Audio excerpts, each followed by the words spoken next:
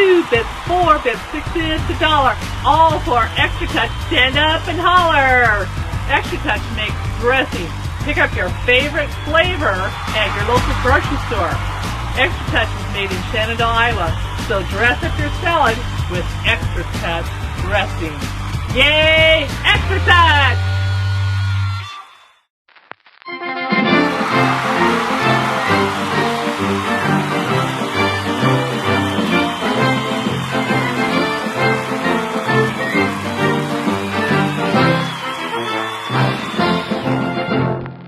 I'm going to ask you this only once. Do you or do you not know about the bird? Everybody's heard about the bird. Bird, bird, bird.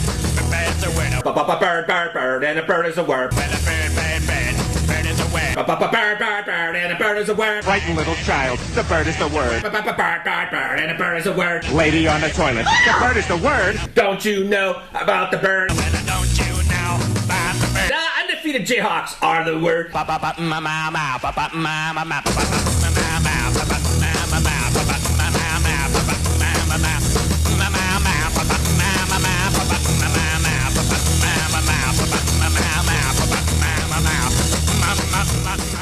And the Jayhawks blew out Iowa State Cycles on Saturday, 31-26. The Jayhawks are undefeated and the Huskers are overrated.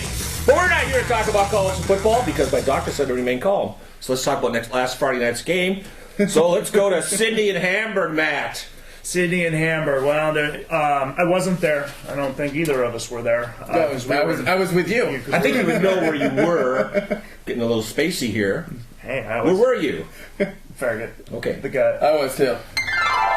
Talk about that game. I'm going to talk Sydney. I'm going to talk about Sydney. Go ahead. Whose show is this? We already had the Matt Prieto show. Okay. That's the problem. We didn't get my show on the air last week. But I said remain calm. Just relax. Okay. So go ahead and talk about that game, Matt. Sydney Hamburg. Homecoming of sorts for Sydney head coach Johnny Sears, who is a graduate of Hamburg High School. And it wasn't close. No. Sydney had hung half 100 on him by halftime. Crouch over 200 yards in rushing, a defensive touchdown, a pretty balanced attack, as far as rushing the ball. Right. And Sydney barely threw the ball at all. Right. I think he only had one complete pass. Hamburg did show signs of life. They threw the ball well.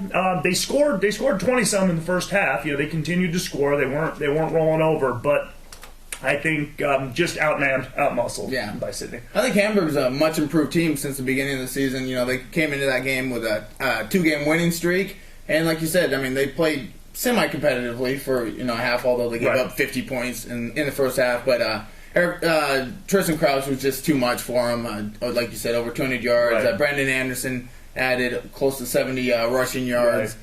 And they were just too much on the ground, too physical, too athletic for Hamburg, and came up with a pretty easy win. Yeah, sure. And before we talk about the Shenandoah Battle Creek game, we just want to mention that our program is sponsored by our local producer, manufacturer Xtra Touch, with these fine products. They got the great barbecue sauce. I mentioned when I picked this up, it was warm coming off the assembly line. They got the great salsa, spices of all types, salad dressings. We sampled some pizza a few weeks ago with his made with his Xtra Touch pizza sauce. Delicious. Best in the world. It was the best in the world. You think we could get some more pizza on this show? We need to get some barbecued ribs, vegetarian. Okay, all right, but we want to thank our sponsor. Just 2 miles down the road, you get all these fine products at your local grocery store. So go and buy some Xtra Touch products now. Operators are standing by. Yes, Call absolutely. Call now. This is Billy May. But wait. Call. So, hey, just want to mention our Pick'em contest. Last week, our winner was Gary Ford out of Liska, and he went 9-1. We had about 5 people go 9-1, I believe. That's outstanding. Pretty good week. And I totaled the first 7 weeks together, and if you put that all team together, they go 66-4. Oh, really? The winners? Yeah, the winners. And those that went undefeated. Tells you have to do pretty good to win the contest, huh? Right. And 3 undefeated winners: Robert Parker, Dusty Fielder, and Pat Perkins. All went 10 out of 10. So congratulations to all of them. So, okay, let's talk about the Shan Battle Creek game. Same old story, Kevin? Yeah, not a lot to talk about in that game. I think within about the first 4 minutes, Shenandoah had given up 21 points, and it never got any better from that point. They ended up losing 62-0. Couldn't get a lot going offensively. Obviously, didn't do a lot defensively. I think they ended up with 4 rushing yards for the entire game. A lot of that was minus yards from sacks. Not good. Battle Creek was just too big, too strong, too physical, and too good in that one. Your thoughts, Matt? And that's a long bus drive to face a team like that. You know, it's not like they're facing average teams and having this happen to them. It's a very strong district, and you know, you take that long bus ride up there, it throws you out of whack, having all that drive time, and then you got to step off the bus and play a team like that. Mm-hmm.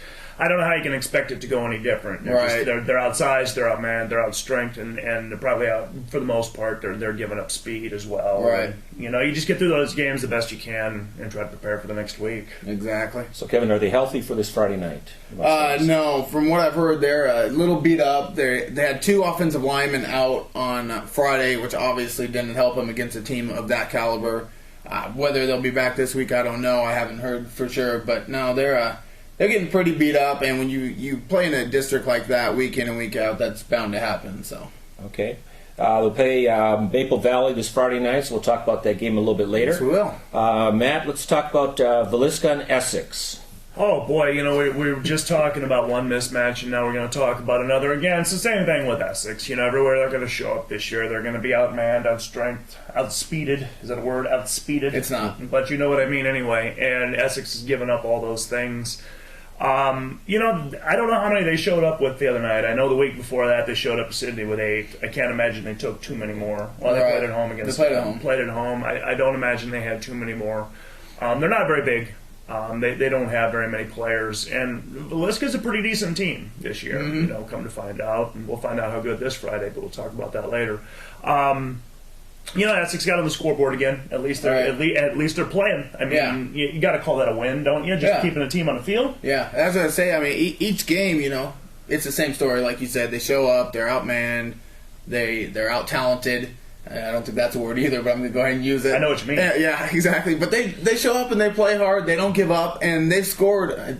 I think in most of their games, I think they may have been shut out once. But it's Walnut, but against Walnut. Yeah, but you know, they've scored in most of their games, and they're giving an effort. So you know, you got to commend them for that. Absolutely, good attitude. That's the main thing.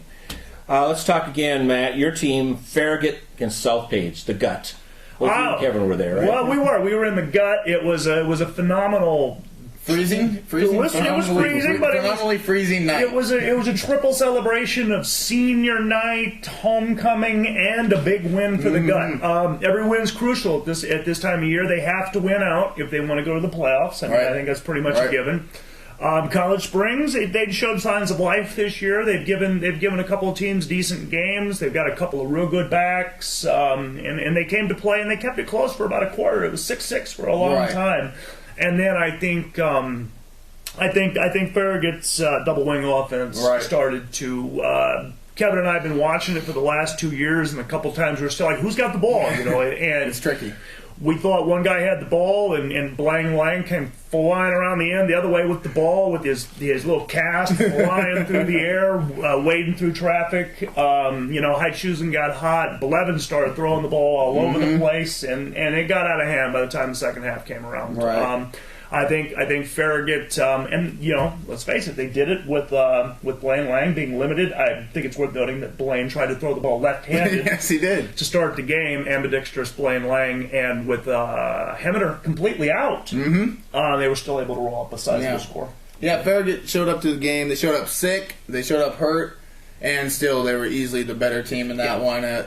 They kind of kept South Page in it a little bit early. They were having some problems holding on to the ball. A lot of that probably had to do with the fact that their quarterback had a soft cast on his hand. That can't be easy to hold on to the ball. No. But once they started holding on to the ball and just getting their offense going, there wasn't much South Page could do to stop them. I mean, really the only times they got stopped was when they stopped themselves, and they really took control in the second half, and that was a big win for them. I mean, huge. They'd been on a losing streak after a really good start to the season, and they needed that not only to stay in the playoff hunt, but you know, just to get their confidence back.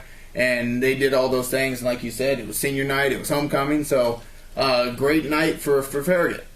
Okay, well, whether or not you agree with Matt or Kevin with whatever they write something, or on this show, if you disagree, we want you to write to us. And they can write to you, Matt, at where? I get this wrong every time. It's sports@valleynewstoday.com. Right. It's all one word, valleynewstoday.com. Or you can go to our website and make a comment there. And we're getting about 4,500 to SWIfootball.com. SWI Football, getting about 4,500 to 5,000 hits a week. Until last week, because our show did not go on the air because our producer went on vacation. Don't let that happen again. And my doctor said, just relax. So let's go to the next segment and talk about Friday night's games. All right.